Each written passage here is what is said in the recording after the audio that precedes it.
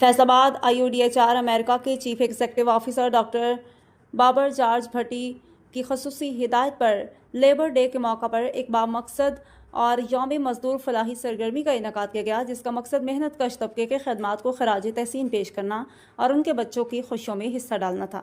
यौम मजदूर दुनिया भर में हर साल 1 मई को मनाया जाता है, जिसका मकसद मजदूरों की जदोजहद, हकूक और कुर्बानियों को उजागर करना है। इस दिन को मनाने का असल पैगाम यह है कि माशरे की तरक्की में मजदूर तबके का किरदार बुनियादी हैसियत रखता है और इनकी फलाह बहबूद हम सब की मुश्तरका जिम्मेदारी है। इसी सिलसिले में फैसलाबाद में ईंटों के भट्टों पर काम करने वाले मजदूरों के बच्चों में कपड़े तकसीम किए गए ताकि उन्हें भी इस खुशी के मौका पर याद रखा जा सके। इस इकदाम का मकसद न सिर्फ बच्चों की बुनियादी ज़रूरियात को पूरा करना था, बल्कि उनके चेहरों पर मुस्कुराहट लाना भी था।